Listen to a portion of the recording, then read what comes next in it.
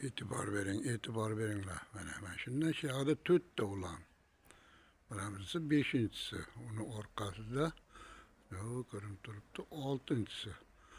Xullas opshi 13 xil olma bu. O'zi ketman hisobida kelar. Mana shu ham bitta ulangani. Mana pastda tarala deganlari bor. Tagida ulangan.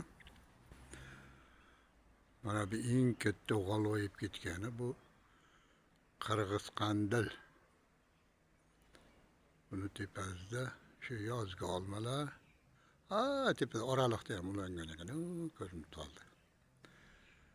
Qarang. Bitta katta 1 gektarlik bog'da olmasi mana shu yerda turibdi mana. Xudo xolisa zarbalar.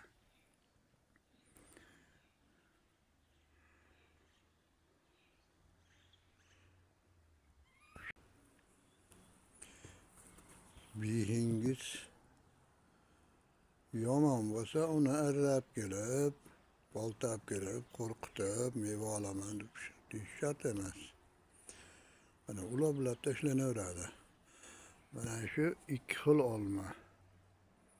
Bu yerda bir xil olma, ikkinchisi nok. Bittasi olma, bittasi nok. Bu tomonda yana nok. Bu behi o'zidan chiqqan. Buni bildan keyin ulaymiz. Mana bu yerda ham behilarni zo'r sortoylardan qo'yib qo'yganmiz. Yomoni o'tin degan zamon o'tib ketdi. Yomonni yaxshiga ulab qo'yilaveradi.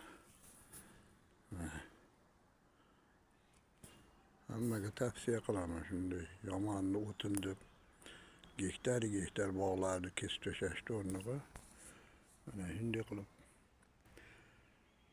boshqa navlarga chatishtirib bersa ham, ulaversa ham bo'laveradi.